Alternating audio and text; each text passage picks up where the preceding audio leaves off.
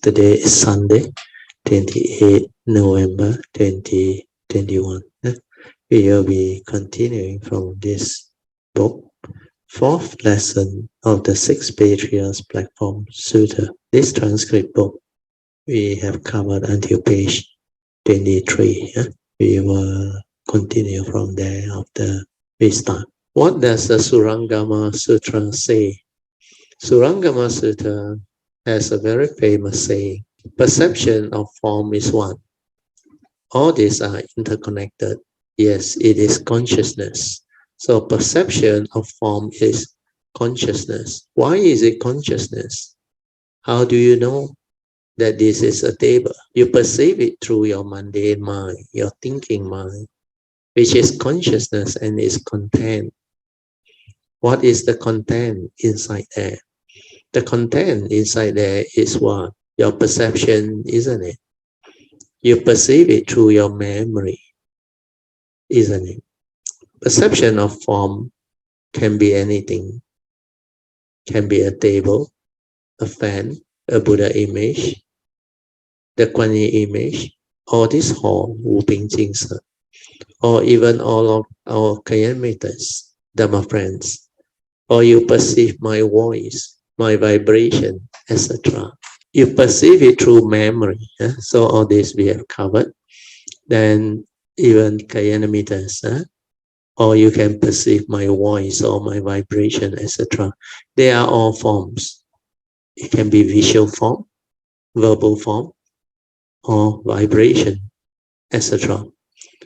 So all these forms, if you perceive them, they come from your mundane mind, which is consciousness. You will become conscious of what you hear, what you see, etc.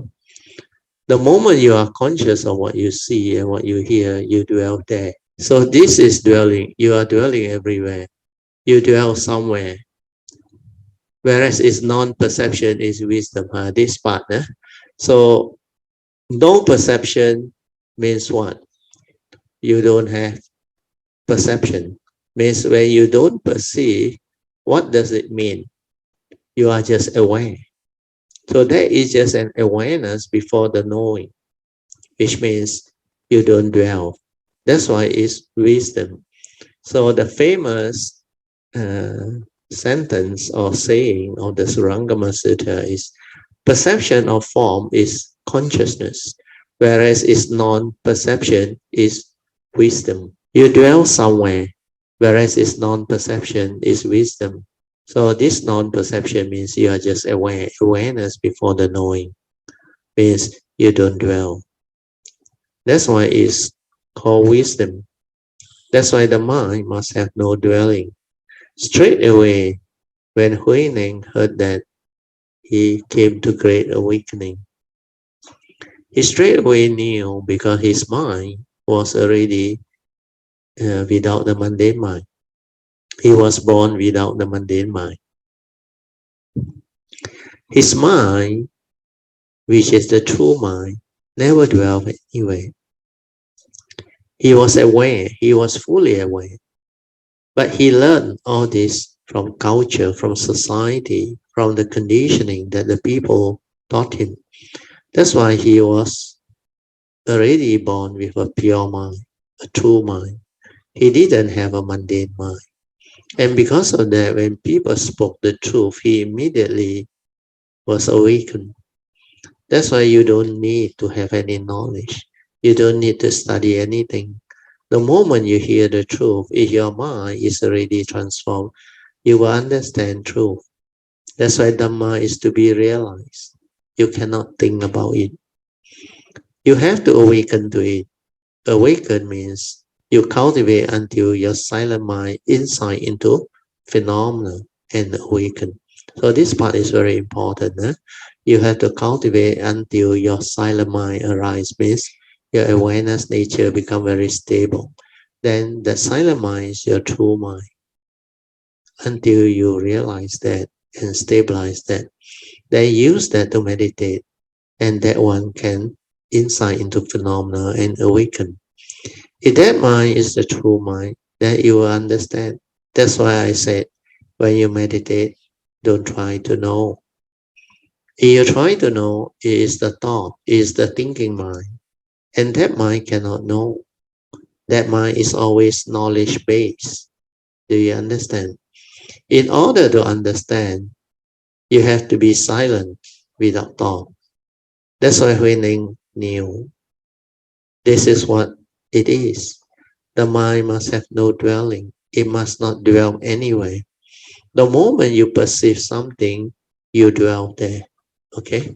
And then only we come to the next paragraph, which was what is a phenomenon. So just now the computer, I think, don't know what happened. There is something not operating according to the way it's supposed to be, because I think we are not familiar with the adjustment.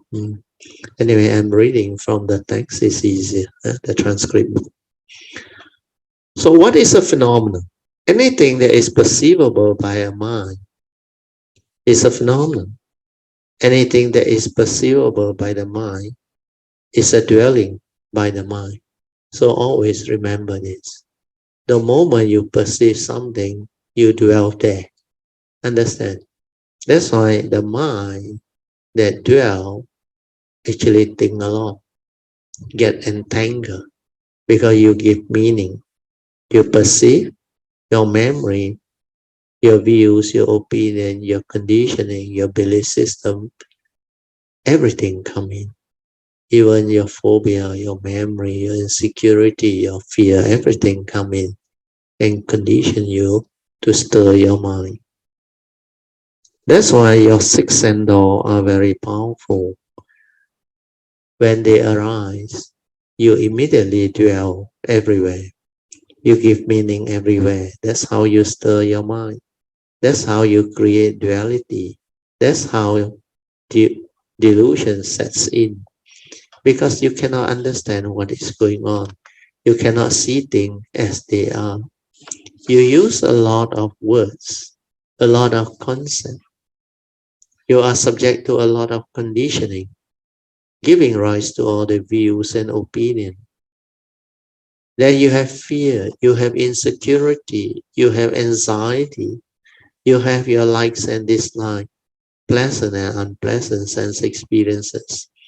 You create so much mental states and movements, all because of self-delusion, sacrality. When you believe this is you, then the content of consciousness is capable of bringing about delusion to delude you into possessiveness, greediness, selfishness, and emotional negativity. That's why you will have all this fear, worry, anxiety, sorrow, and lamentation, followed by insecurity and the lack of peace. All this come about through your own ignorance and self-delusion. So this self-delusion is the main one, because that is the one that created the entity, the egoic mind.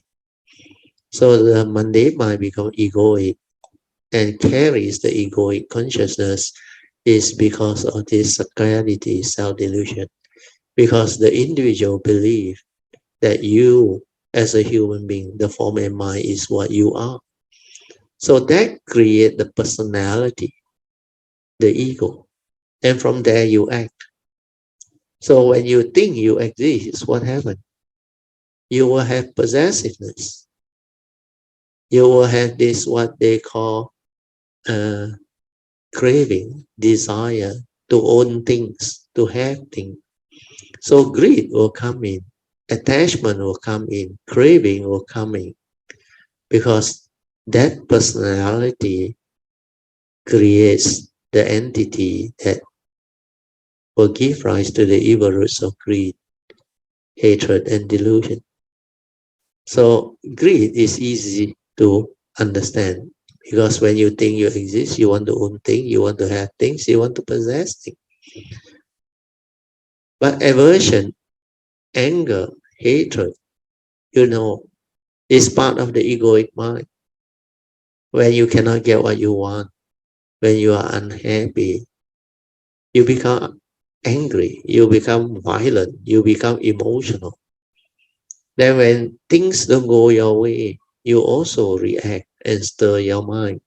So your anger, hatred, envy, jealousy, emotional negativity, they will arise. And that is the evil root of hatred. So with greed and hatred, the third one will surface. Because third one is ignorance or self-delusion. So this sakaditi, or what they call moha, moha is a type of delusion because you don't understand. You are deluded by the phenomenal world. You attach, you cling, and you give meaning. So when you do that, what will happen? It will give rise to fear, worry, anxiety, doubt, insecurity. So all these are the mind state born of delusion or ignorance, not knowing the truth, not understanding what is going on. So that fear, that worry, the anxiety, that sorrow, and the lamentation is a result of delusion. So greed, hatred, and delusion are the three evil roots that spring forth from the self, the atta, created by the egoic mind. So if you don't have mindfulness, if you don't silence your mind, you cannot see how you function as a human being, how you become what you are, and how you attach to things, cling on to things, grasp on to things, and believe that the form and mind is you. That's why you worry about it getting old, getting sick, and die. And you every time get yourself entangled because you believe you exist, you are real, you can own things, you can have things. And because of that, that craving, the attachment, the possessiveness will cause you suffering when things don't go your way, when there is separation, when there is death, when there is relationship failure due to the first noble truth reality. So all this will trigger suffering when you lack Dharma understanding to see clearly that the form and mind is not you. It's just a condition arising entity, karmically conditioned out for you to come to this existential world, to live life, to experience life, to cultivate, to do what you want, to fulfill your vow, to go through all the karmic process. So if you fail to see clearly and develop such understanding, you will get yourself entangled through sakayaditi, self-delusion. So this self-delusion is the cause of suffering. So like what I mentioned just now, it will condition you to cling to grasp, then you will be deluded by the phenomenal world. So all this is going to cause you affliction, suffering. Okay, we go back to the sharing. Then I say, now is it clearer? Slowly, I say, as this understanding stabilizes, one day you will understand, or in Cantonese, they say, you already understood, means cao tim already. Actually, it's true, it's not difficult. Many of you, very likely before the end of this year, will come to understand what I mean. And these are possible, not difficult. As you slowly develop the understanding via reflection and contemplation and listening to the Dhamma, to straighten your views, and then cultivate the daily mindfulness.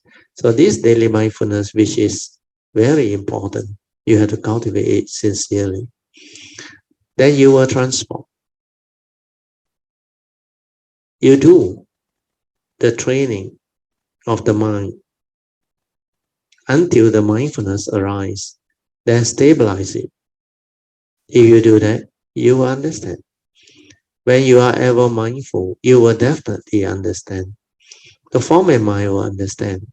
Then the awakening will come. The understanding will trigger off. Then during that time, the form and mind will come to realize very clearly the following. No wonder living being cannot understand, and no wonder living being cannot break free, because they hold on to the thought and the saccadity or self-delusion. That's the reason why all thought-based meditation cannot lead to awakening. And it's really pitiful. All those who do thought-based meditation, they are stuck and they cannot penetrate the Dhamma. And they can be stuck for many lives, even eons. As long as you don't understand, you cannot develop the ability to be silent, to be aware.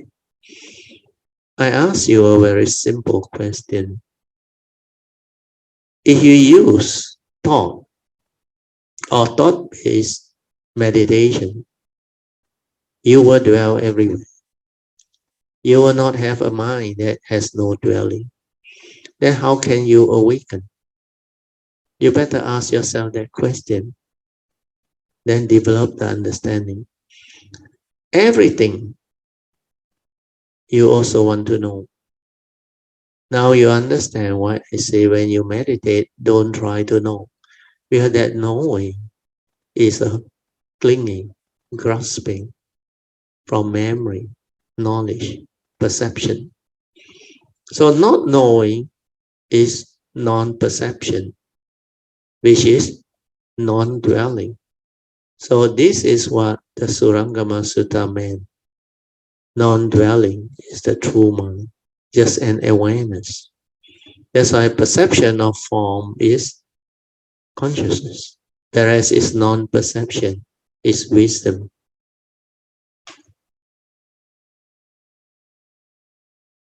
The moment you are without thought, you are already aware.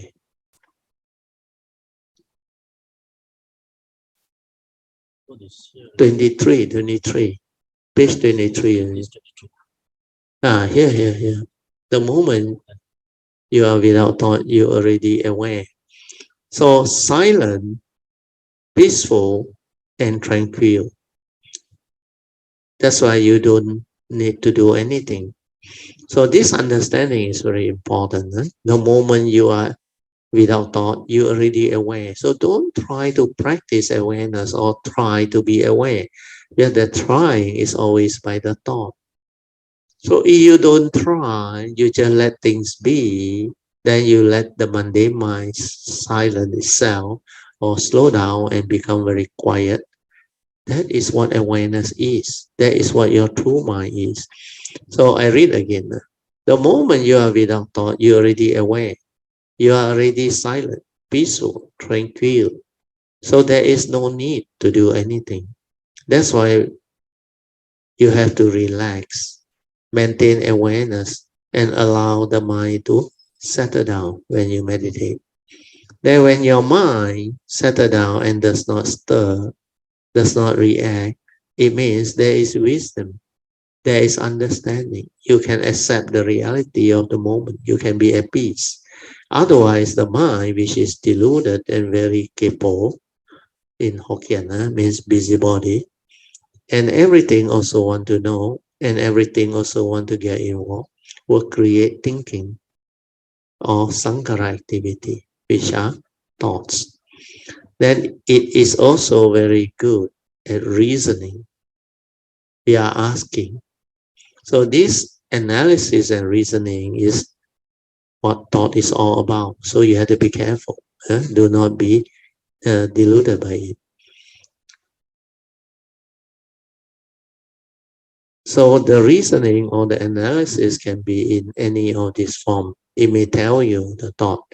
If I don't arise the mind, how am I going to meditate? Because they think there must be a meditator.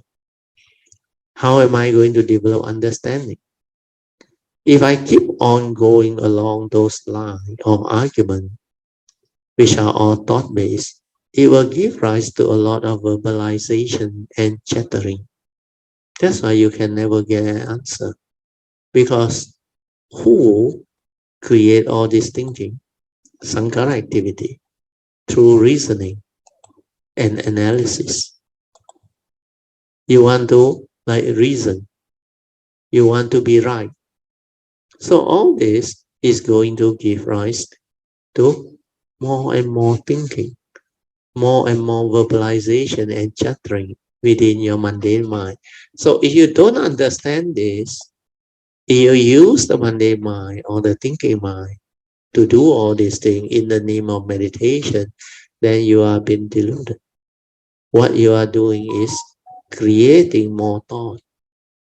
That's why I call it thought-based meditation, because thought can never insight into phenomena. The instrument of thought cannot realize a state that is beyond thought, beyond mind. That's why you need to silence your mind.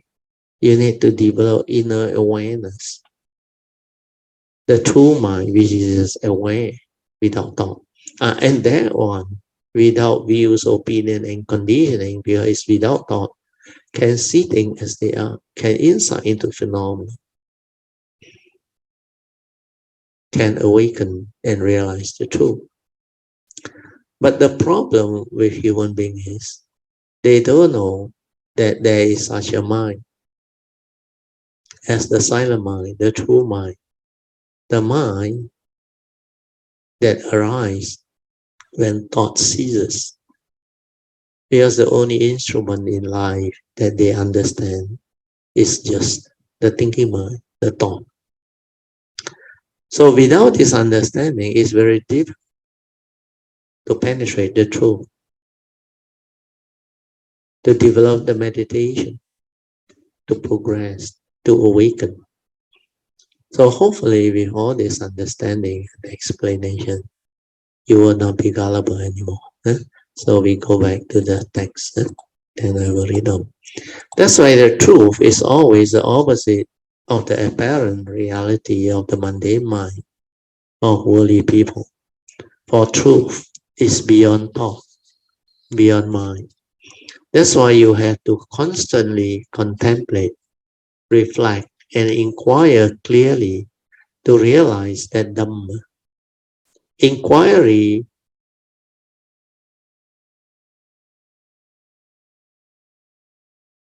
it should be inquire. Like why did the Buddha kept on advising us all to take refuge in the triple gem? Chant the salutation to the Buddha, Dharma, and the Sangha, like Iti Piso Bhagawa, etc. Chanting with understanding, especially when it comes to chanting the salutation of the Dhamma. Swakato Bhagavata Dhammo. That explain what are the characteristics of this Dhamma. This Dhamma is Sanditiko, Akaliko, Ehipasiko, Opanaiko, Pachiatang, Veditapo, Inohiti. If you cannot understand these words, then you cannot develop the correct meditation, the correct awakening, because you cannot put to test, you cannot investigate, you cannot check if that realization matches with that salutation to the Dhamma as proclaimed by the Buddha. Then who are the Arya Sangha, the enlightened disciple of the Buddha? What qualities do they have? Their special quality are Supatipanno Bhagavato Sāvaka Sangho, etc. So when you chant the salutation to the Sangha, the four qualities are mentioned. They have all this quality within. That is why you have to reflect and contemplate on them. And when you chant, you have to chant with understanding.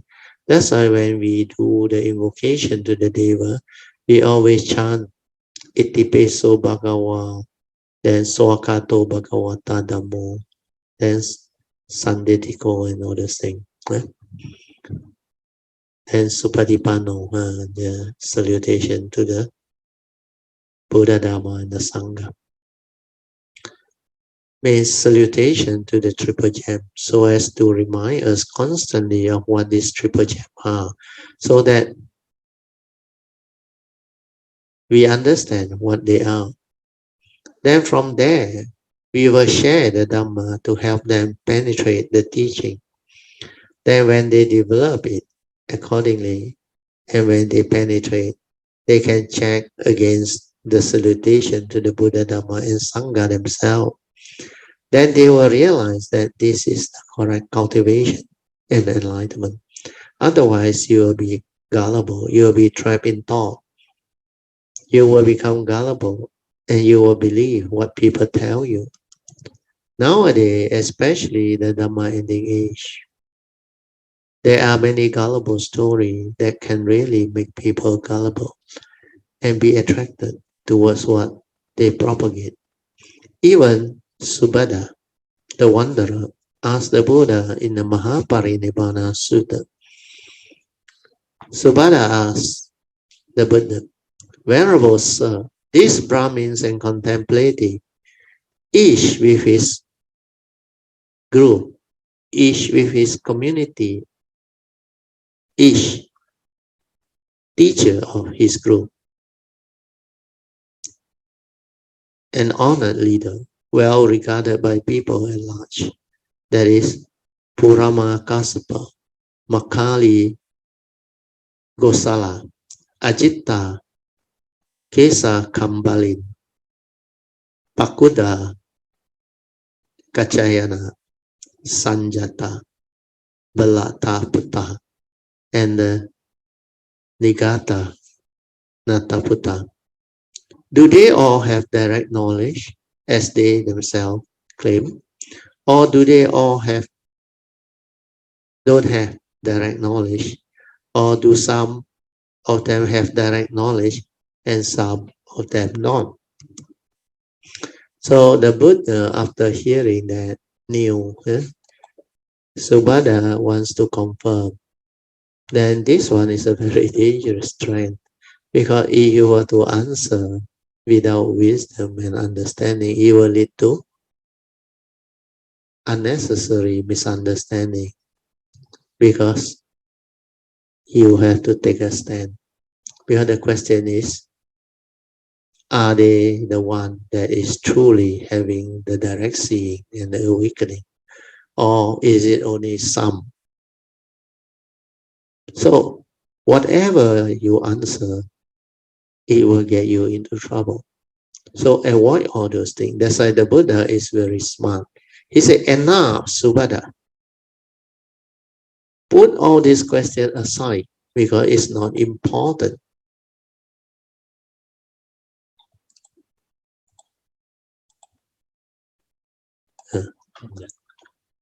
So you can read the text now. He said, "Enough, Subhadda. Put all these questions aside.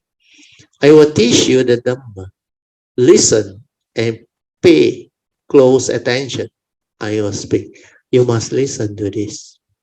This one is the most important advice to really differentiate the Dhamma from our Dhamma." So the Buddha said all this to Subhadda. Then Subhadda answered. He said, "Yes, Lord." And the Blessed One said, "You must pay attention to this.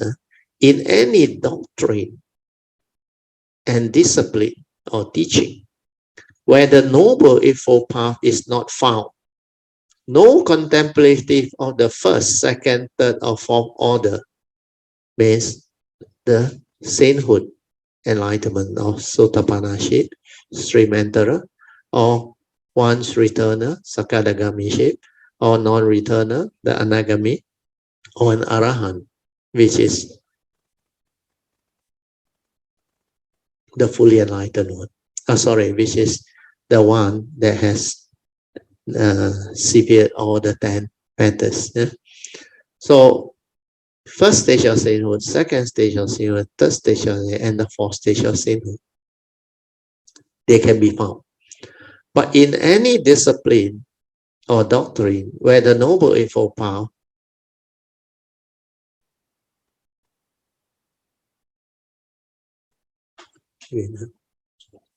But in any discipline or doctrine where the Noble Eightfold Path is found, contemplative or the first, second, third, fourth order are found. Oh, okay. This one is the same, huh? Because one refer to the Buddhist, the other one refer to non-Buddhist. Huh? The Noble Eightfold Path is found in this doctrine and discipline. And right here, they are contemplative of the first, second, third, and fourth order. Other teachings are empty of knowledgeable contemplative. And if the monks dwell rightly, this world will not be empty of arahant. So what is the criteria for differentiating all this? The criteria for differentiating all this is Noble Eightfold Path. That's the reason why you can recall what I used to share. I every time share with you all. Whatever meditation you do, if it doesn't bring you back to the cultivation and the perfection of the Noble Eightfold Path, then that is not the meditation as taught by the Buddha. Because under the fourth noble truth, the Buddha said, there is this Noble Eightfold Path. If you cultivate this Noble Eightfold Path, it will lead to the end of all suffering. So what does it mean? We develop the meditation to awakening, to end all suffering. So this is the meditation as taught by the Buddha. So if you don't cultivate this, means you are not developing the ability to understand truth. Without Noble Eightfold Path, you cannot cease all suffering and all affliction. That's why Noble Eightfold Path is a prerequisite. It's the only right aspect of teaching or cultivation that can help deal with affliction, suffering, and misery, to overcome human suffering and human conflict and misery. So this understanding is very important. Then I will continue. At the age of 29, I went for seeking what might be skillful. And since my going for more than 50 years have passed, outside the realm of methodological Dhamma, there is no contemplative.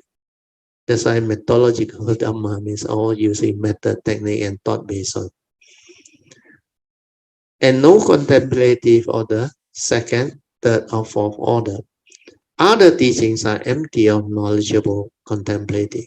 And if the monk dwell rightly, this world will not be empty of arahant. Means you must go back to Noble Eightfold Path. Then Subhadra, the wanderer, said, magnificent Lord, magnificent.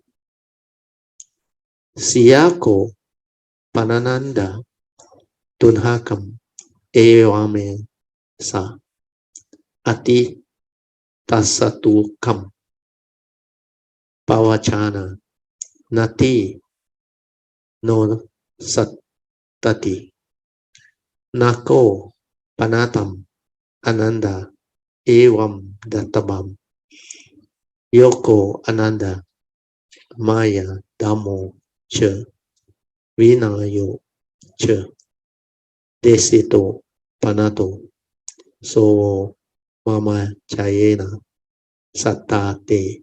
So the English translation is, then the blessed one said to Ananda, Venerable Ananda, he said, now if it occur to any of you, the teaching has lost its authority, you are without a teacher, do not view it in that way. Whatever Dhamma or Vinaya I have pointed out and formulated for you, that will be your teacher when I'm gone. So that message was passed down. So what the Buddha wants the monks to understand is, do not allow people to have authority over you. What you need is only the truth. So the truth can be found in his Dhamma and Vinaya, means the Sutta and Vinaya. That's why people nowadays is very fond of referring to the sutta, which is not bad as advised by the Buddha. But when you refer to sutta and Vinaya, you must understand the real meaning of the sutta and the Vinaya, the intent behind. Otherwise, you can become gullible where you interpret the sutta. So, especially nowadays, there are many commentaries, and commentary is subject to interpretation. And the worst is after that is translated some more. So the translation also can introduce possible error. And the first one, which is more critical, is the commentaries.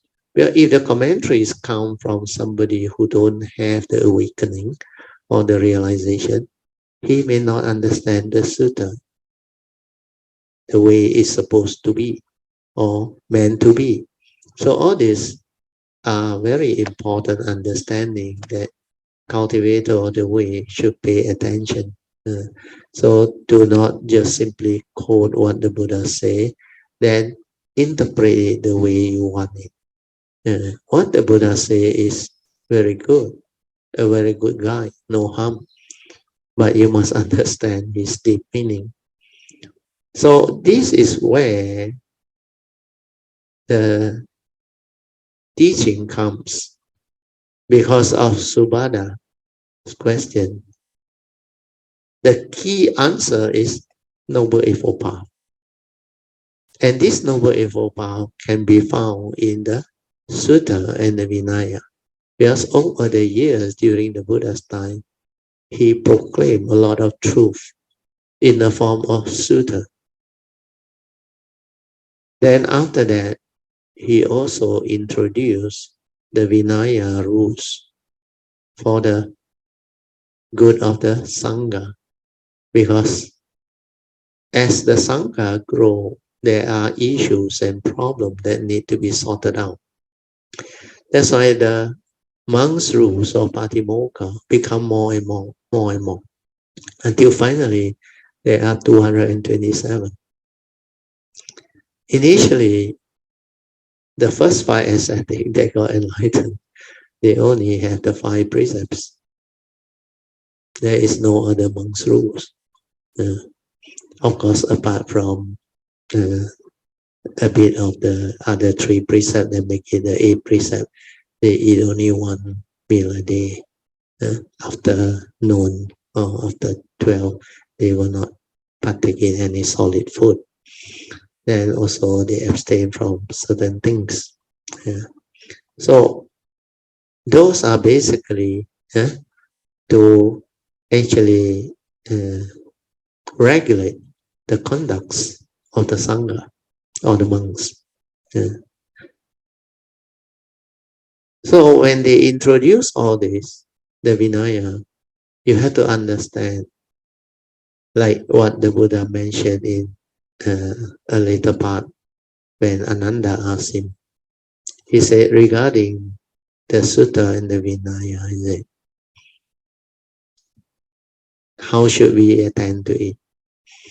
Then the Buddha mentioned to Ananda, he said, when it comes to the Vinaya, the major rules you cannot break, he said, because that involve the monk's conduct.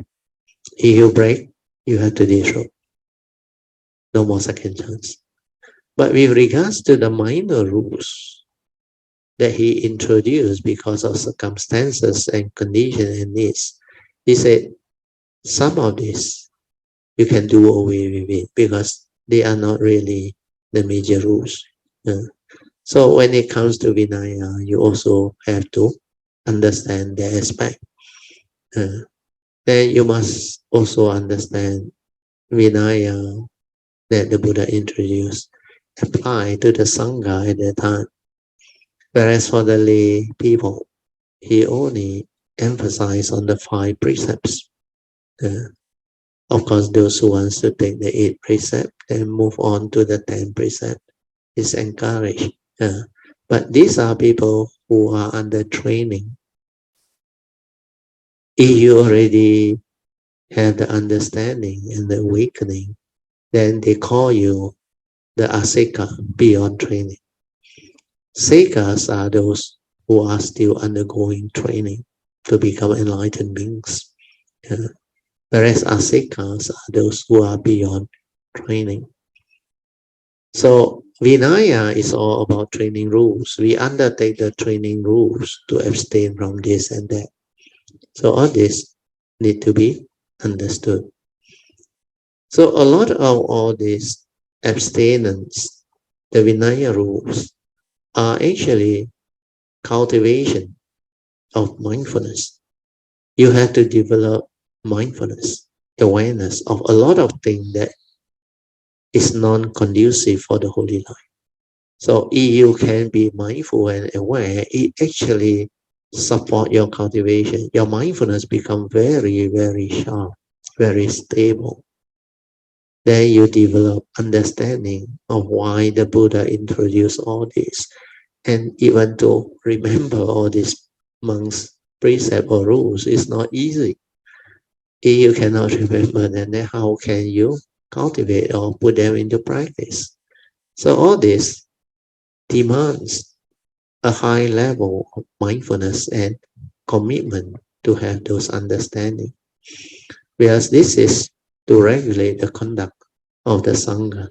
And for the Bhikkhuni order, there are a lot more. They introduce, I think, 300 over rules, which is much more than the monks in Vinaya. So all this, hopefully, you all can develop the understanding. Okay, the other aspect of that message is the Buddha do not intend to like bind them to authority. Means after him, they expect the Buddha to name someone to succeed him. But the Buddha never named anybody. Never named anybody. That's why he said, the teaching has lost its authority. We are without a teacher. If you think that way, then it's wrong. He said, do not view it in that way. Whatever Dhamma and Vinaya that he has pointed out or formulated for the Sangha, that will be your teacher when I am gone. So this is very specific. Then he continued to speak the next line. Atta ko bhagava bhikkhu amantisi handa dani bhikkhave amanta yani. Oh. This part is very important. Vaya dhamma sankara apamadena sampadeta te. So this is the final message. He said, now then, monks, I exhort you.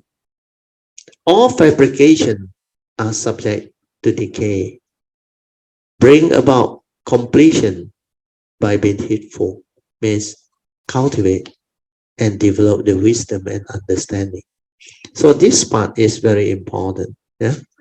Vaya dhammo sankara means all of sankara. They are fabrication. They are impermanent. They are just mental activity, thinking. Then he moved on to say, Ayang Tathagatasa Pachima Vacha. Those were the Tathagatas' last words. That's why this part is very important.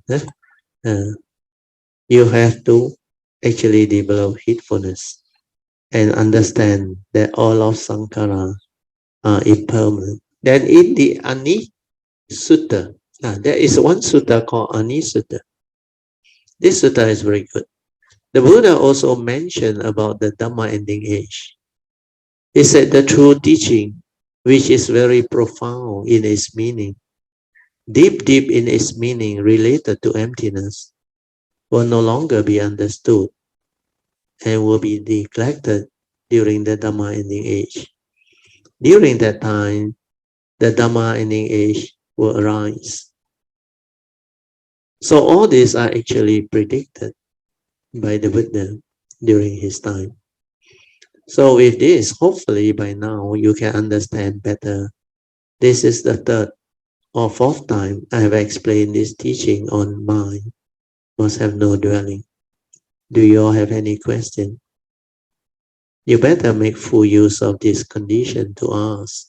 Can you all follow? If you can follow, it's very good. Anybody wants to ask any question, it will be very, very useful. The mic is here. Anybody? Don't have? Then we go on. Then later on, there's a question, I think. Yes, there's a question by Sister Padmasri. Okay, we end here.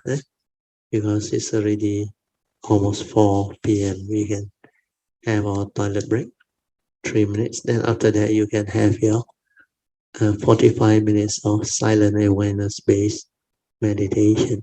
Okay, we were off the light. Then for those who wants to meditate straight away, you can proceed. So now we'll continue with our second session, which is meditation reporting. Maybe Brother Dio 我要问一个问题，就是上次我在看那个maybe 就是关于这个 direct seeing 哦。Yes. Brother Dio 那个OK， 那个 direct seeing 我们知道它是在 silent mind 里面Yeah.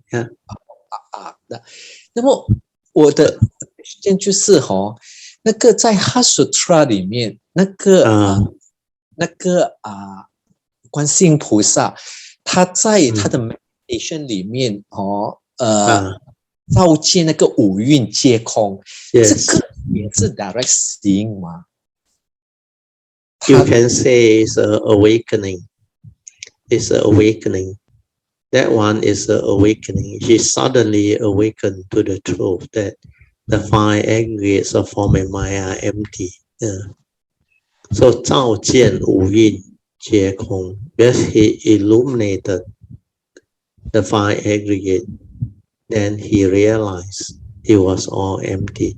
So it's a awakening. So here, awakening means it has developed the understanding already, because that nature awakened to that truth, which is very profound.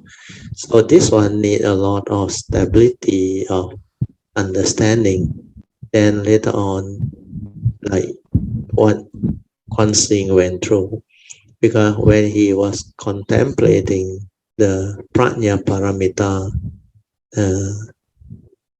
cultivation, while he was cultivating the prajna paramita, means perfection and wisdom, then he illuminated on the five aggregate and realized, he saw clearly that they were all empty, and that is an awakening. Whereas direct seeing is slightly different. The direct seeing is something like when you are mindful throughout the day, your mindfulness is already very stable. Then you can see things as they are. So that is direct seeing.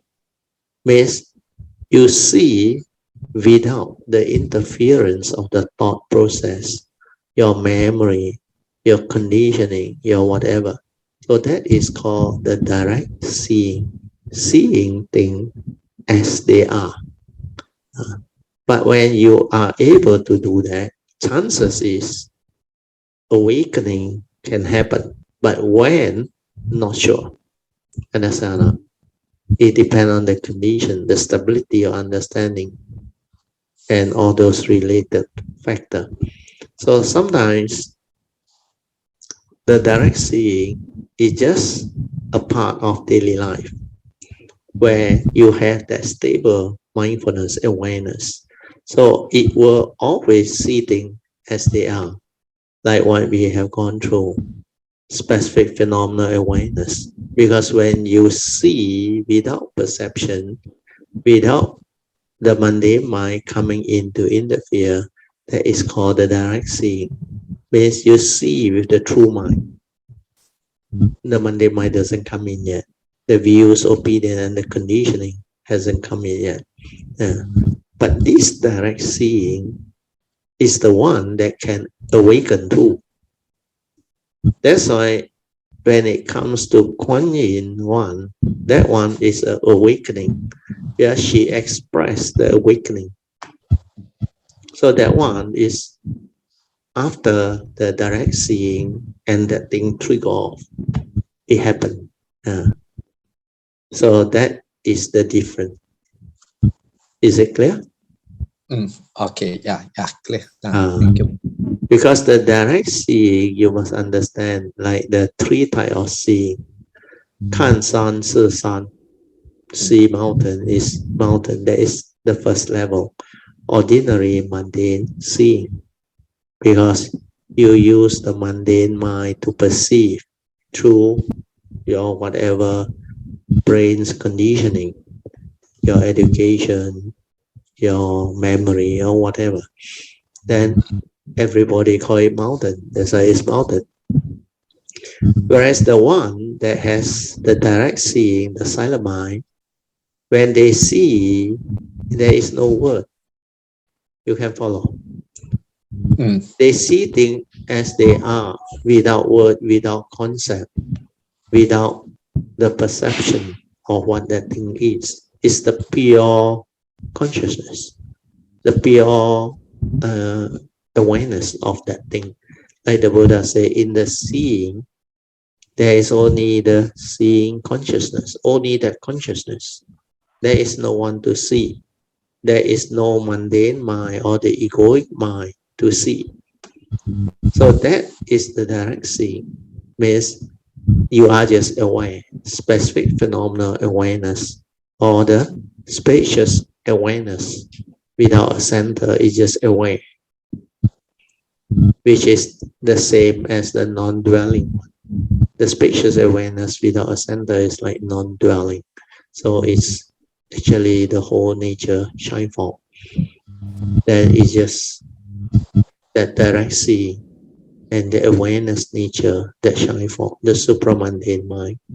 So all this, when you stabilize your understanding and your meditative training, you will start to see very clearly and understand the difference between the various words.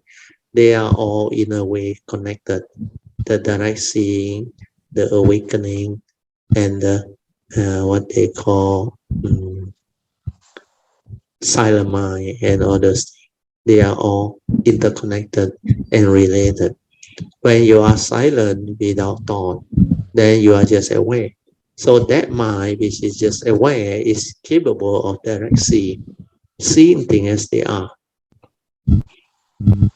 And that one also can awaken. That's why it's the meditative mind. I say use that to observe. Use that to insight into phenomena. May silence your mind and don't try to know, don't do anything. Develop stability or daily mindfulness. Then the understanding will come. The awareness itself will awaken to truth. It will insight into the universal characteristic, like Kuan Yin, suddenly awaken.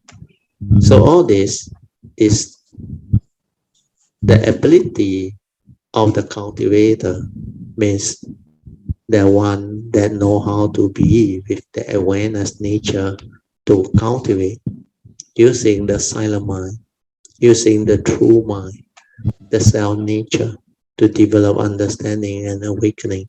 So this is what Hui Ling meant by you cultivate from the self nature, from the first hallmark of no thought, Wu Nian.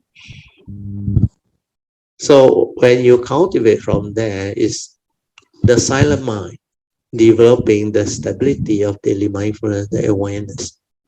When you are just aware, you will have clarity. You will have all the direct seeing and all those things. But not necessarily you can awaken all the time. There must be causes and conditions, and things must be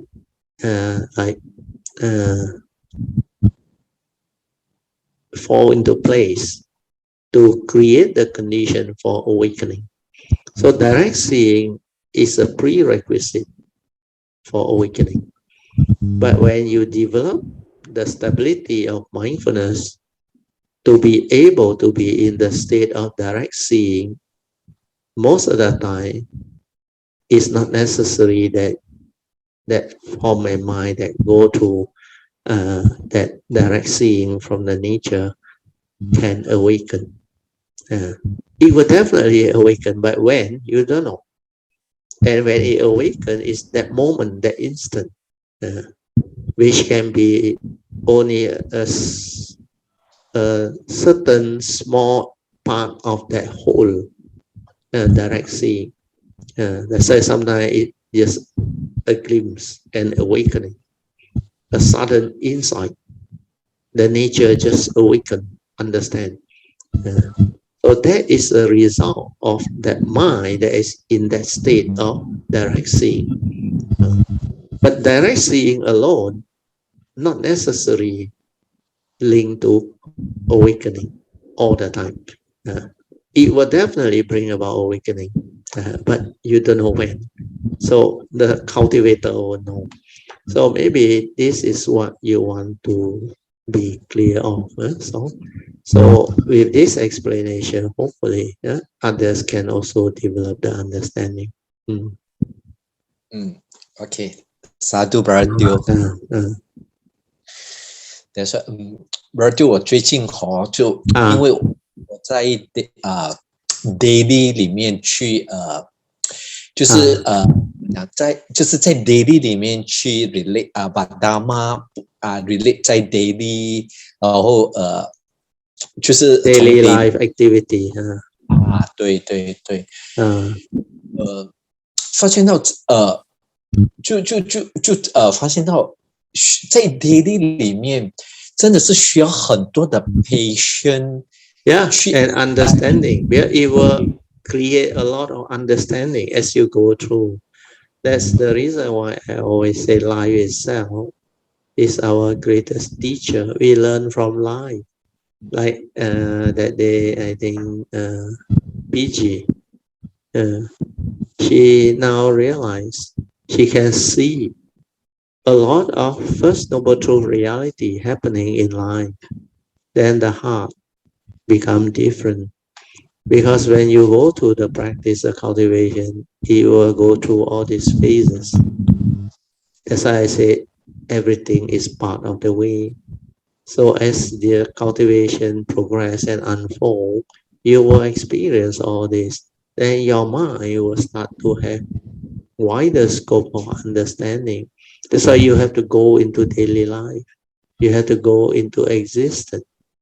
You have to, like what the Wuliang I Ching the Sutra meaning say, you have to widen your exposure to life, to existence, to develop the mind rights of wisdom that is possible, to expose our ability to understand, because everything is different. Every living being, every sentient being, their karma, their condition, every nature's condition, civilization, everything is so different. So it is not something that is static. It's a living Dhamma, it's flowing. Then there are so many things. But yet, behind the understanding of true emptiness, you know, there is nothing. Everything is just empty. He know you, he know me. No mark of a self cultivating. No mark of others. No mark of life existence. No reality. But life itself has its own reality. Yeah, this form and mind is different.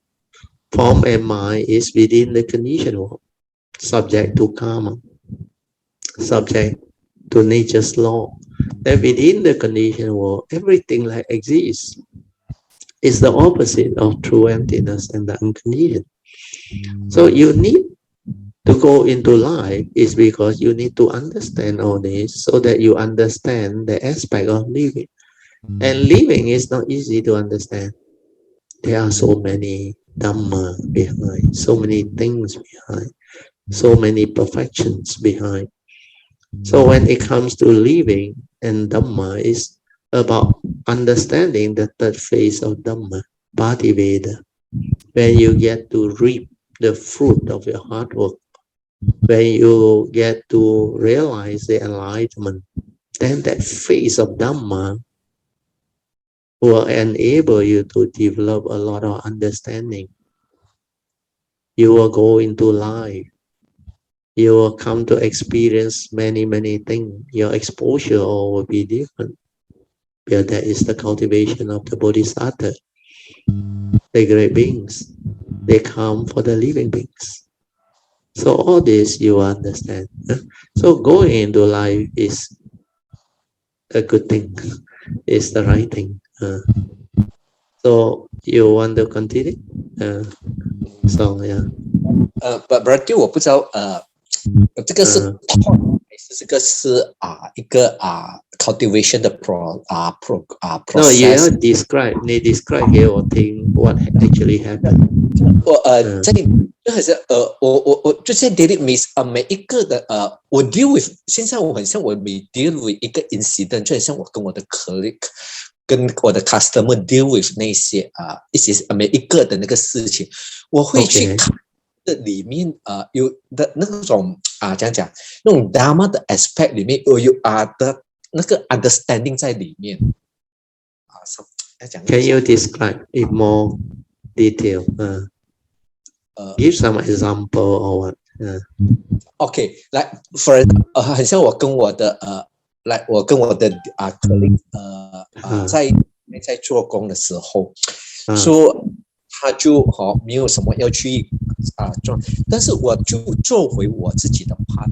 At the same time， 我就在从这个continue to work 的这个 process 里面去看到我自己就是怎样的去那个 mind 的去怎样去 deal with 这个过程，那个 mind。 Okay, then what happened?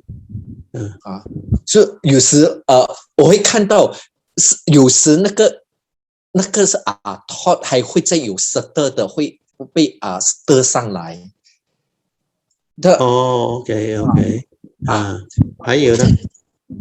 不会像以前这样讲抓到很紧那它会起来吧，你也知道，然后又就讲你也知道讲很像一种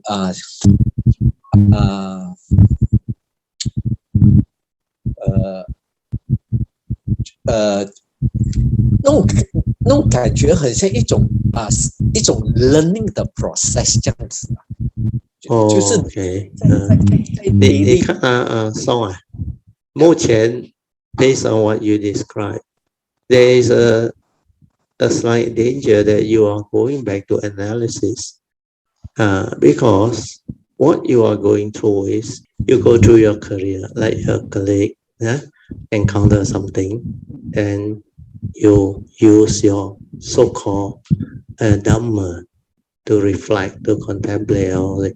But actually that one, if you are not careful, analysis come back again. So what PG they all go through one is different. Is to see the suffering.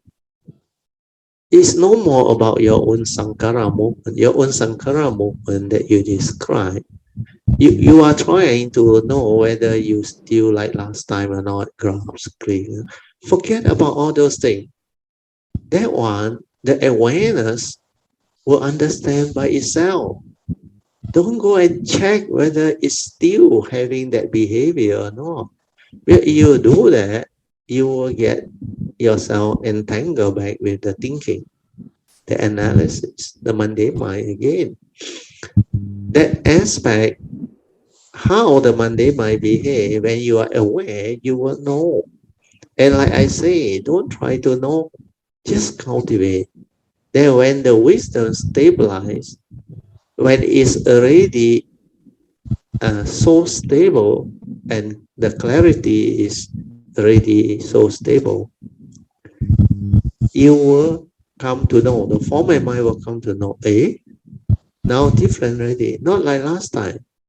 that Sankara cannot even do all those things anymore. So it will come to know naturally. So no need to go and like every now and then try to check whether I'm still like that or not.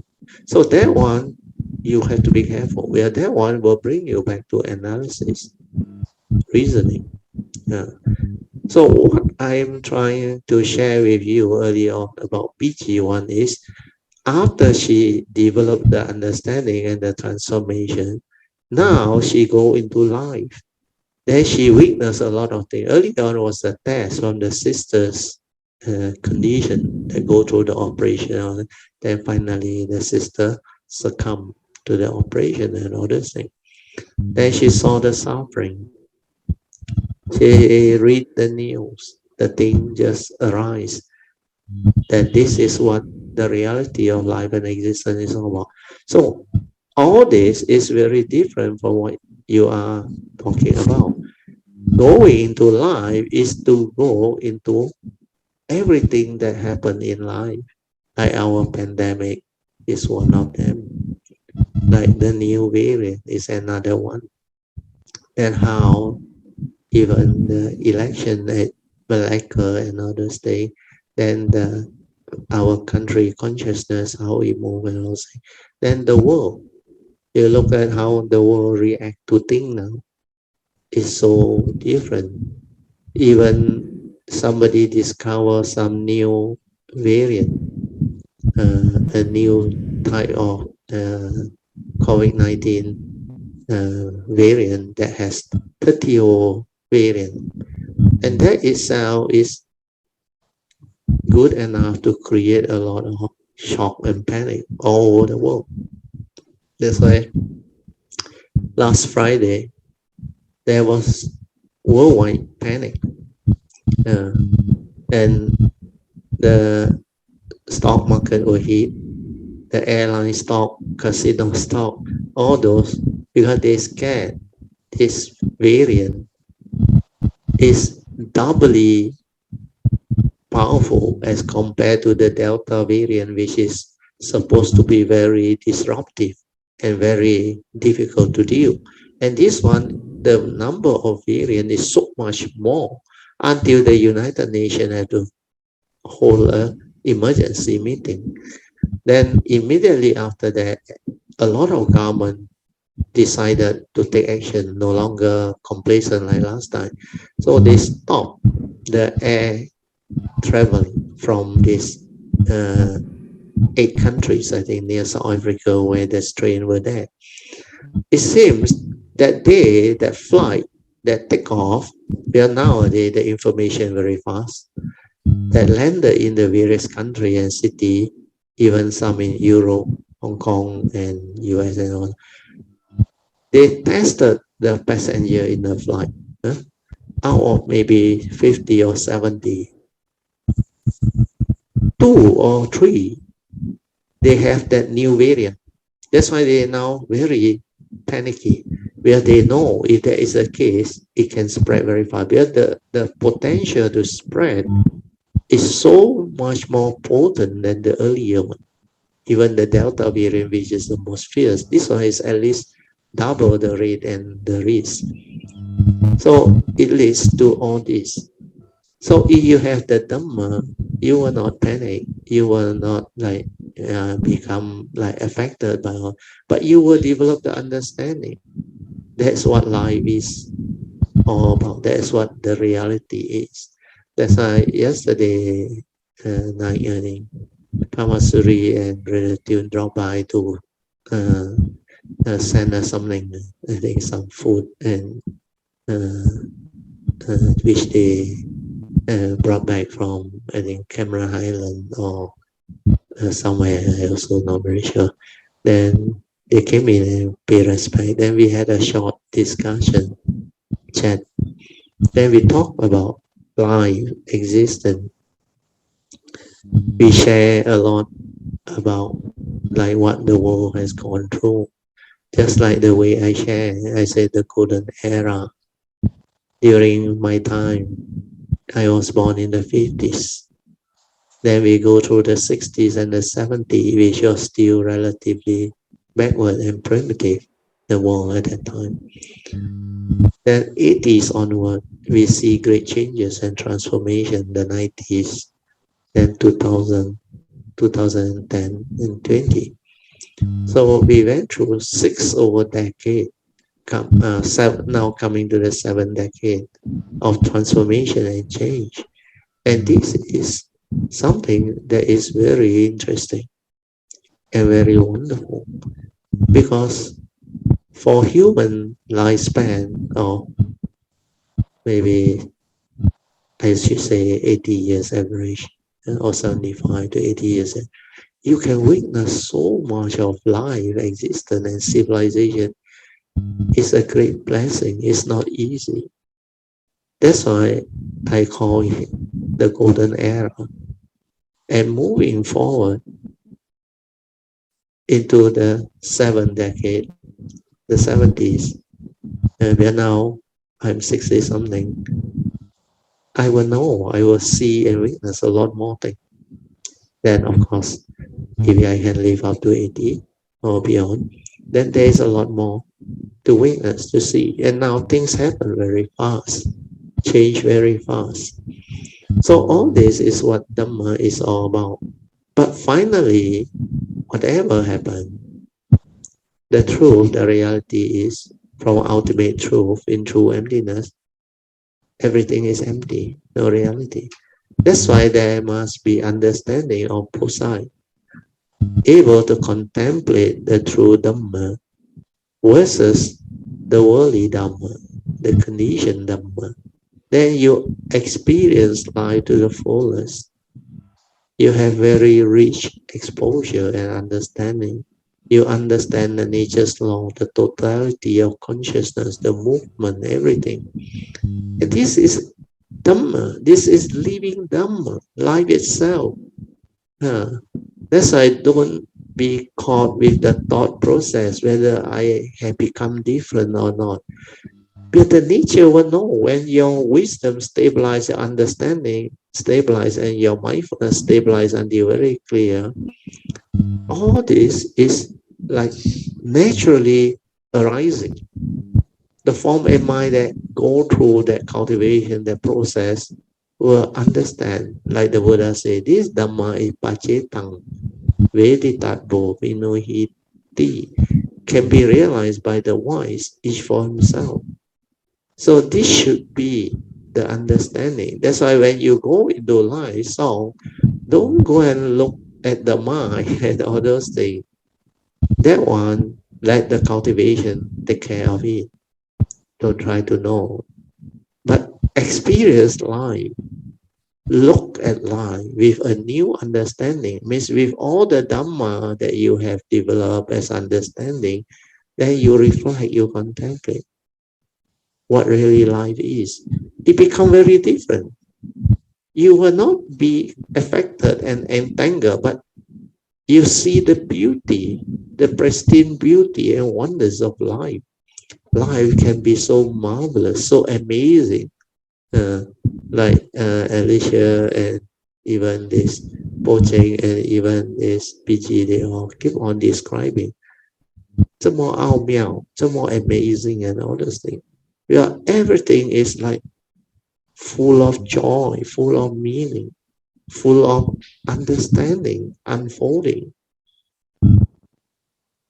Within the conditioned world, it has its own Dhamma. So this is how the cultivator will go through and develop all this understanding. So hopefully with this clarification, it will help you in your progress thereon. Otherwise, without you knowing it, you go back to the analysis and what they call reasoning again. But this one, I can't blame you, because the habitual tendency thing is not so fast, not so easily like taken away, because you have this strong, curious mind that want to know all this. That's why your focus is like you got caught in this. Instead of looking at life and existence with awareness, with mindfulness, seeing things as they are, the true Dhamma and all those things, and everything that unfolds, how it relates to the teaching and all those things. So these are more important understanding of the cultivation. Okay, so yeah, sadhu Bharatiya, yeah.其实actually Bradley 最近我觉得当我在做我的禅定的同时，我好像也是在做 meditation。Yeah， 对，就是那种感觉原来因为我盘着腿就是 like half lotus 这样子做我的 meditation 嘛。Yeah。现在我做我的禅定 ，then I feel that there's one day 我参因为在参心经的时候，然后我就come to 因为心经我就私下我不要看那个书，我就这样子直接念念就是来用我是用我的心在念的时候，对，他念到一半我感觉我是进入一个来讲就是他就好像一个 mechanical 人在这样的没有，就是你没有一个人在 drive the thing。Yes, exactly， 好像is the awareness and the thing move because of the understanding. Then that type of chanting is very different one, and the clarity is there one. Then 你会悟到很多东西的。就是不是就来 it was like 都没有一个人在唱，里面好像没有一个人在里面念，一个像 auto 这样讲，对，我只能这样去形容，它好像一个 auto pilot 在唱，但在同时我发觉到，当我在做我的禅定的时候，哇，原来也是在 meditation， that is the meditative training。因为chanting什么全部都是 develop 它的 spiritual faculty， then develop the transformation of sati until 那个 sati become more and more stable, more and more clarity until there is no one to chant. Then the thing move by itself, automatic, is the nature's movement. So you will go through all this phase. Then the mind that gone through all this transformation will understand. Then later on, as you come out with, that's why you continue to do this as a religious routine. You will prepare your mind to receive all this type of understanding and stability of understanding. Then during any moment within life, whether first turning or second turning or third turning, you can awaken. You can awaken. Yeah, you have prepared the base to receive truth. That's why the daily religious routine, the training, the mindfulness, the awareness, the spiritual faculties, they are very important. So just do. Don't try to know. That's why I say after that, the understanding will come by itself. You will start to see all these things and know what this thing is. Because the Dhamma, the truth is pacetang, can be realized by the wise each for themselves. Then everything becomes very amazing, very beautiful. Then your mind is like very light, very clear. No more issue with existence, with life, with whatever happened. Everything that arises is just the condition at that time, the phenomenal world or whatever. That's what a cultivator will go through and develop all this understanding. Then you can contemplate, you can reflect. So very good, Sadhu. 很好 Alicia. Sadhu Brother actually 在一个月之前 before all this happening， 我每天睡觉的时候都觉得哇，我好像没有在睡觉嘞，我全部的就是那个 chattering mind 哇 so strong。Then 全部的过程你都好像很清楚。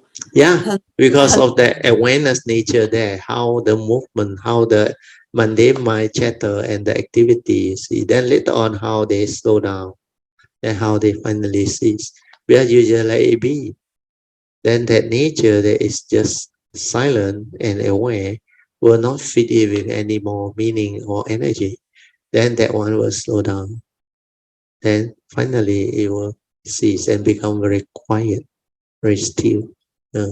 You will go into those tranquil state, the shift of consciousness, and it become more and more silent, more and more still. Like what PG they all went through, the mind will move into the more refined vibration for you to develop understanding of what is possible when you cultivate awareness-based meditation accordingly. That's why when all these things happen, don't try to know, just do. Of course, when you come out with you want to develop some understanding, you can contemplate, then you can reflect, then suddenly you start to understand things better. But the danger is don't go and reason and go and like analyze too much, because you do that, you will end up like what song at times go through, because without you knowing this thing, the habitual tendency will take you back in that direction. So this one you must have very stable, clear understanding.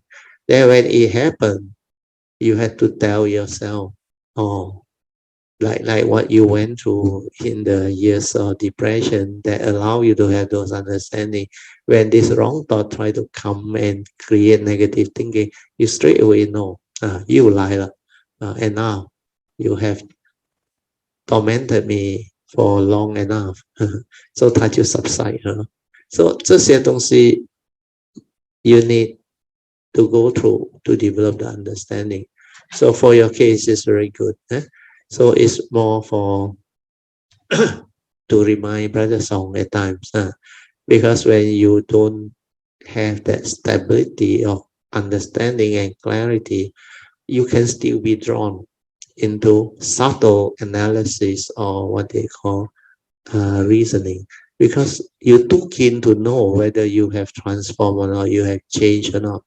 That one, don't try to know, because that one, when it happened, because of your stability of wisdom, the form and mind will know by itself, because that nature that is connected to it with the wisdom will have the ability to be aware and sensitive enough to feel all this, to understand all this.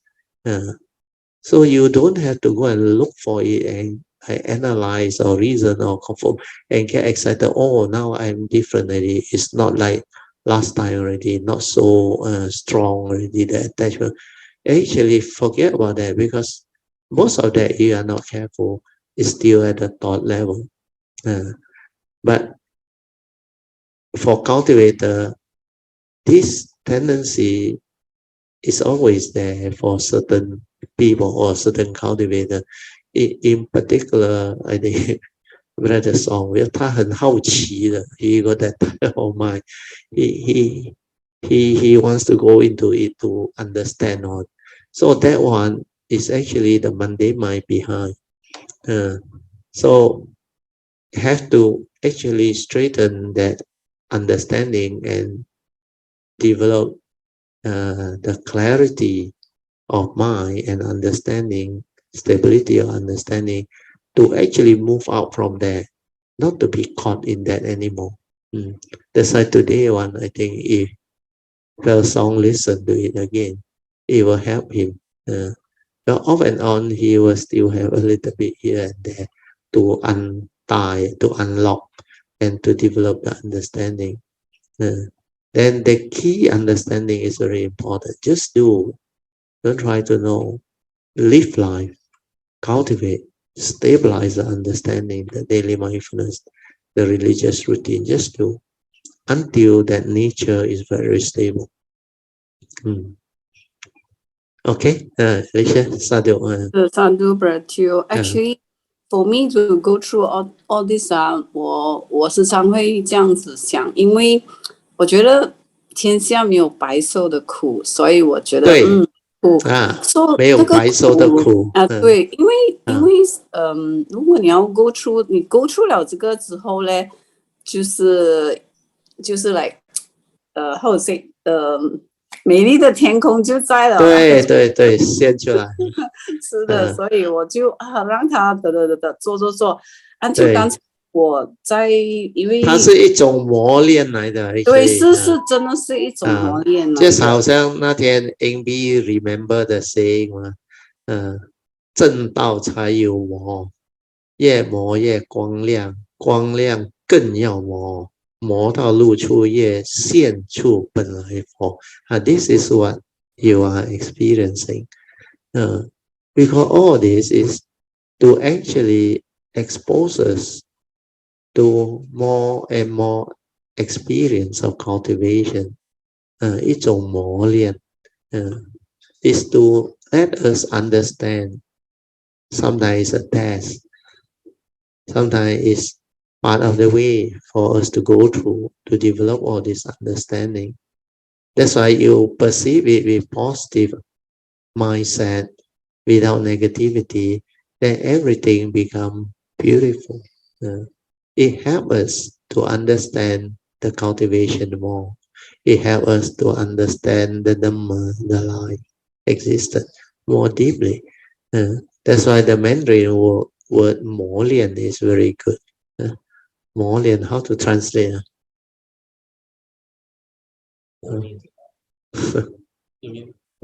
Translate Chinese or what? Translate to English.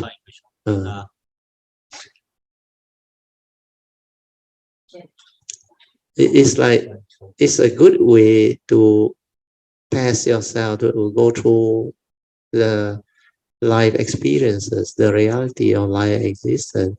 It gives you the requisite training.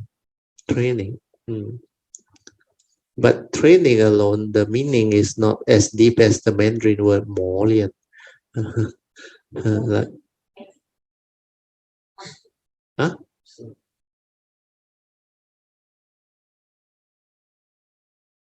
Never mind, it's okay. I think most people will know 磨练. Like it train you up, expose you. Yeah, very true, Alicia. 你讲的，是的，不是，所以对我而言，可能我就是要 go through 这些，因为以前所 go through 的其实不算是磨练，因为是 healers 的 lifestyle 来的。对。所以现在你了解吗？ Every of this suffering is to let you understand. 好像 the way you put it is very good. 好像一种什么？刚才你讲了，不是白白 wasted one。就是你 radio 你的意思是说，我可以讲天下没白受的苦。对，没白受的苦。That one is very good. All the affliction and suffering that you experience does not go to waste one. 没白受的苦。It can bring about understanding.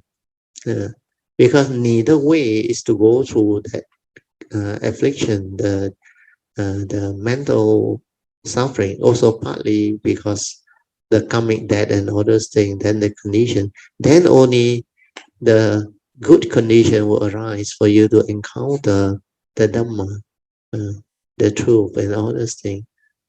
So there are many people who go through that way of cultivation. Even Eckhart, he was also in depression. Then he don't want to continue and finish off his master degree. Then he suddenly went into it and developed the awakening and the understanding. But before it happened, he was in depression. But his one not that long. His one, I think, short period, only 1-2 years, while he was studying his PhD. I remember. So For different people, different. Neither way is very good because you start to develop all this understanding. 还有 Brad 我想讲一下我的 habitual tendency。Yeah, 那个会 help a lot of people. 对，因为 actually 我们在 farm 里面，我跟大家的 interaction， 还有 especially 跟 Freddie 我们家因为每个人都有每个人的想法做法，对，这样的。So 当我们在这 farm 的时候，我们很多时候会他就问你，怎么样？这个要怎么样？可是你一讲怎么，他就不可以，这个不可以这样。然后我讲 ，It's bound to happen. That's what relationship is all about. So your skill in resolving this is noble eightfold path, 八正道。So you go back to 八正道, then you will understand. They are just the way they are. You are just the way you are. So it's very difficult to find like common understanding, common interest, everything common one. Not easy. Not easy. Because the world is not a perfect world.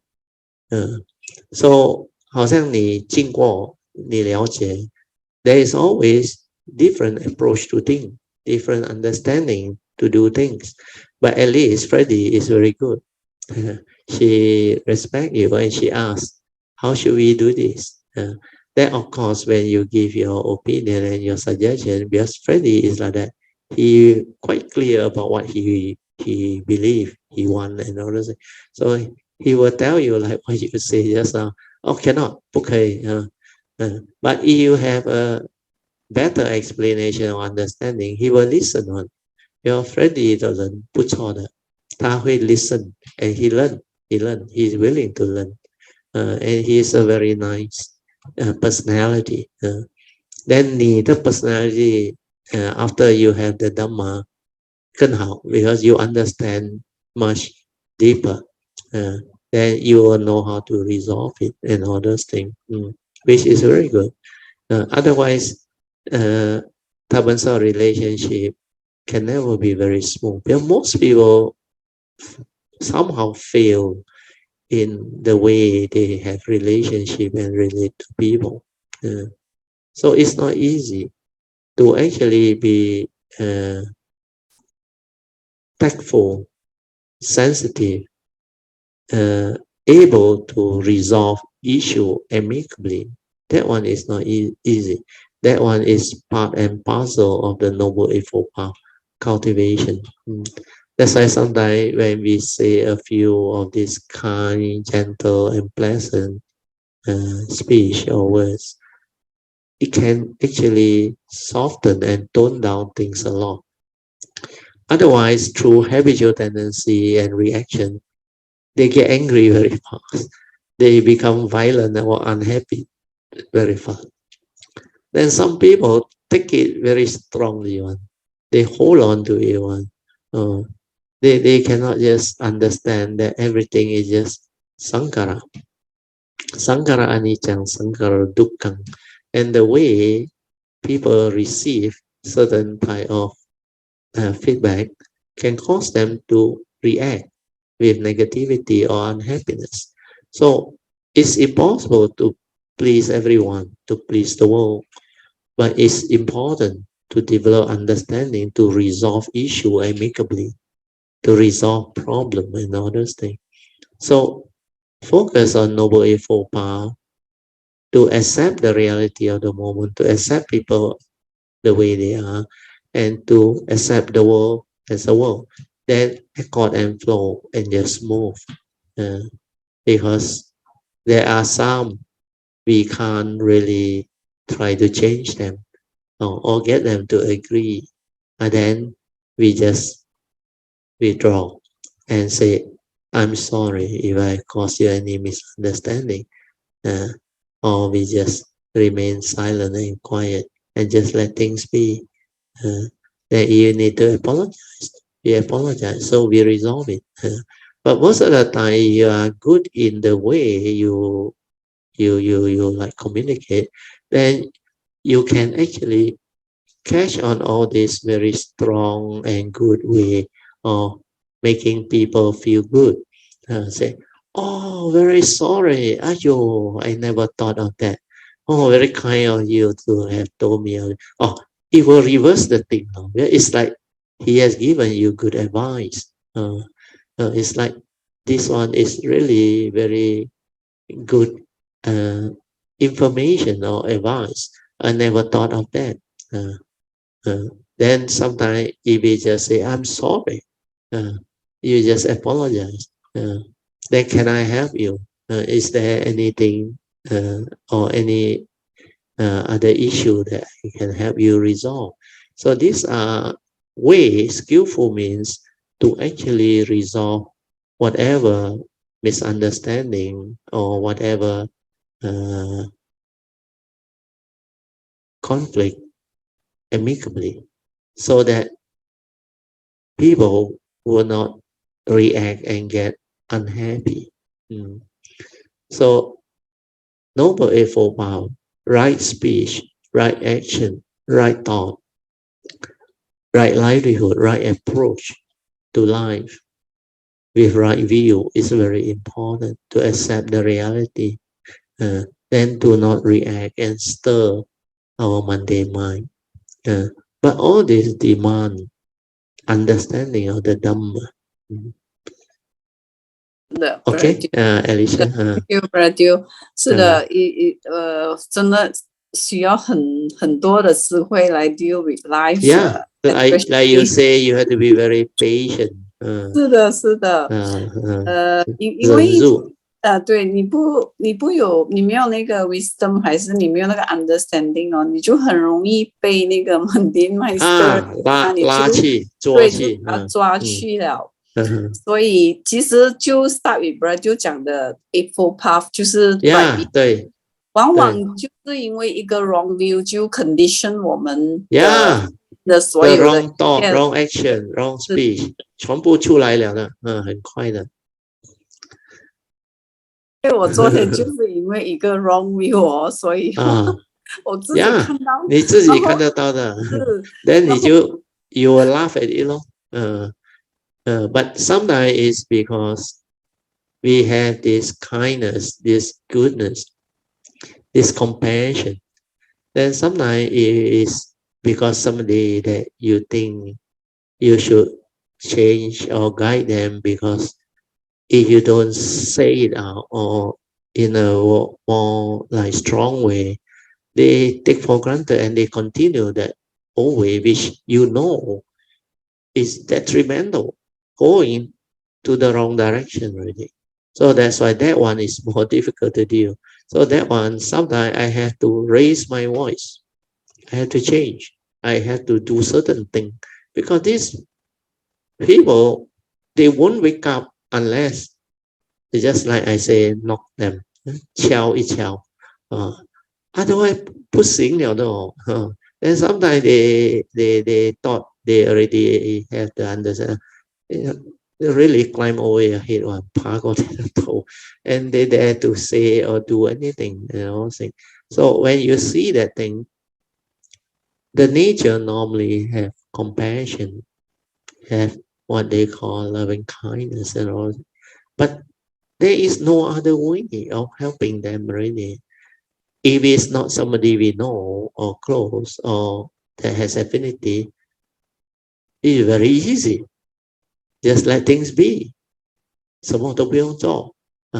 But 那个会 create misunderstanding and more negative condition, because people cannot understand. Then they think, 你不管他了，你不睬他了，你好像不高兴了. All this is from the mundane mind that perceive that reality. That's why 那个 people who have close relationship with you are the one that is not easy to handle. The Noble Eightfold Path understanding has to be very deep. Then sometimes you need to raise your voice, but with no negative intent. It's just to explain that you continue like that, it will have its own karmic effect and all those things. Then you will be caught and stuck with that type of views and habitual tendency. Yeah. So the development of understanding to actually help people straighten their view to change is not easy. That's why as a bodhisattva, you have to be very patient. Sometimes not strong enough, cannot like change them. You have to wait for condition. Then sometimes the condition is that you can knock louder or harder, because this is the time they can understand already. They make mistake already. Or then you say it out. See, now you understand why in the past I tell you not to do all this. Then they start to see, they start to understand. Well, a lot of people, they take it very personally. Like they wants to make life difficult for people. You just like want to tell people all and honestly. But it depends on the person. If that person has the Dhamma, why should he do this? It's for out of love and compassion for people who has affinity. That's why for me, even if it's Kayanamita or what, if there is condition, I will say something. I will share. If there is no condition, I will just let things be, because this is just Dhamma friends. But when it comes to loved ones, more karmic affinity one, that one is different. That one you have to deal with. You meet almost every day. You have to like go through that relationship and like almost every day. So you need to exercise some form of subtle understanding to let them understand. Then of course the only thing you can do is to play your part. So if they don't have the karmic condition to develop the benefit and the understanding, they will continue their own way. But so far so good. Almost all of them slowly understand and change for the better. That's why things become easier. So we have to be patient, because like in the early days, I remember my two children, my wife were very concerned. They said after the Form 3 or 1, they don't go to temple anymore. They don't want to learn the Dhamma anymore. I say just let things be. We are their life. Let them decide. When the condition arise, when the time comes, they will understand. They will come back to the Dhamma. They will become different. And that's what happened to them, especially my daughter. Because they have their understanding, they are also observing us. So she saw a lot of things that I do actually transform our whole family and our life and all those things for the better. That's why she starts to want to understand, listen. Then later on, she decided to come back for the retreat, join us on spiritual. Those few years actually created a condition for her to understand the Dhamma. Then after that, she gave up drinking. She used to like off and on take wine and all those things. She could totally give up. And my son, a few years, 5-6 years ago, I think, he went to Singapore and met up with the sister. Then he came back, he told me straight away, I said, Daddy, good news. I said, what is it? He said, Jaja give up drinking. That time I also did know, because Sui never tell me. Then it was through my son that I came to know. Then later on, my daughter explained to me why he changed and do all this. Because when they see the Dhamma, the beauty of Dhamma, they change. Then a lot of things about life, she starts to straighten her view and do things differently. Everyone has their own character, habitual tendency, and all those things.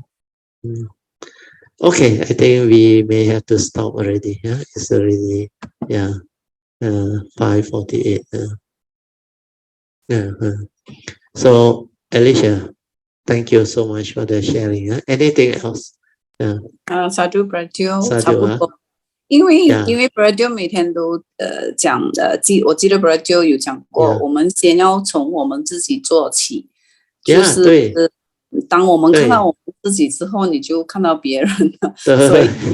所以我很记着这一句话，感恩啊 Bradyo， 阿弥陀佛。Sadhu. So let us rejoice with the good sharing from Brother Song and Alicia. So this will let Kayamita understand better, and the learning in this way is much more effective and faster. So let us rejoice. Sadhu, sadhu, sadhu.